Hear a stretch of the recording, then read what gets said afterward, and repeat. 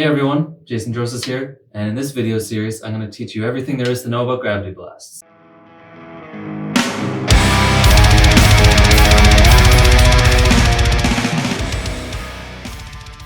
In this first video, I'll be explaining what a gravity blast is, some of the physics behind it, and I'll be giving an in-depth tutorial on how to do it. So first off, what is a gravity blast? Well,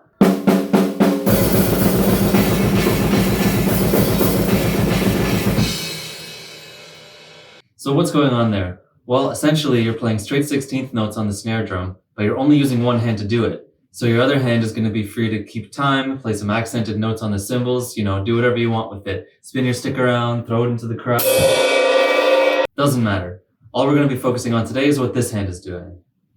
The gravity blast technique uses the rim of the snare drum as a pivot point to allow you to hit the snare drum twice for each arm movement, once on the way down and again on the way up.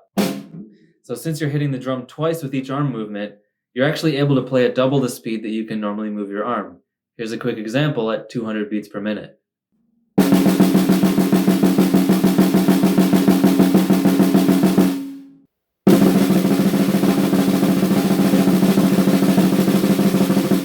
So how do you do this? Well, the first thing you need to know is how to hold your stick, because it's going to be a little bit different from how you normally hold it. Now, other people might have different techniques on how to do this, and I encourage you to try out other techniques and find what works best for you. But I'm going to show you how I do it. So this is what my normal grip looks like. You can see I'm holding the stick kind of loosely between my thumb and index fingers, and my wrist and my other fingers are kept loose, so the stick has a lot of freedom to move around. For the gravity blast grip, the first thing I do is move my index finger to the other side of the stick like this, so I'm kind of pinching it on one side. Then I apply pressure with my other fingers on the opposite side of my stick, pulling it in tight towards my hand. So you can see there's no room for it to move around now.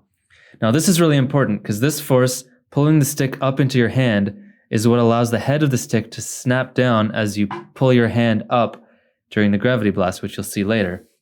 So now once you have this grip, you're going to hold your stick above the snare drum like this and start pushing downwards with your arm, bending at the elbow, so that the head of the stick hits the middle of the snare drum the same time that the fulcrum hits the rim. Try to keep your wrist locked while you do this, and that's going to be your downstroke. So from here, you're going to keep moving your arm down past the rim of the snare, and at this point you'll be applying more force downwards with your arm than upwards with your fingers. So the stick will start to rotate on this pivot point created by the rim. So as you move your arm farther down, the head of the stick will rise up, and the base of your stick will no longer be touching the palm of your hand. And once you get to this point, you can start with your upstroke. All you have to do now is move your arm back up, again keeping your wrist locked while maintaining the same grip, pushing up with your fingers, and the stick will do the rest of the work for you. Now they call it a gravity blast, but it's not just gravity that's bringing the head of your stick back down. It's also the upwards force that you're applying with your fingers. If you just let gravity do all the work, your upstrokes are going to be a lot weaker than your downstrokes, and the goal here is to have consistent volume between your upstrokes and downstrokes. I'll show you a quick example and you'll be able to hear the difference.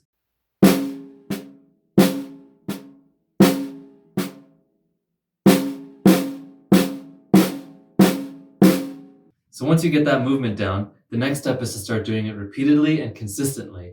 Now this might be a little bit tricky to do at first, so I recommend starting very slow. For example, 16th notes at 50 beats per minute. Like this.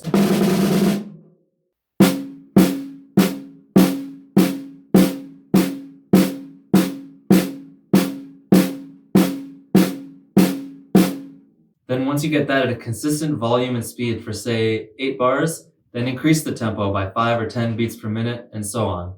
Of course, you don't have to use those numbers, that's just a suggestion. Use whatever works best for you and progress at your own pace. Just make sure you're focusing on consistent volume and speed. So that's the basic technique. I know that might be a lot to take in all at once, and even if you understand the concept, it can still be difficult to get a feel for how it actually works and start doing it yourself.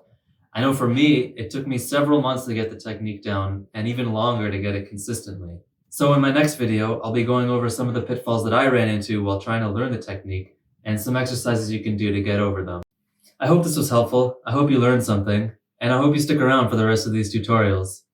Leave a comment, smash the like button, subscribe. I don't know how to do an outro. Bye.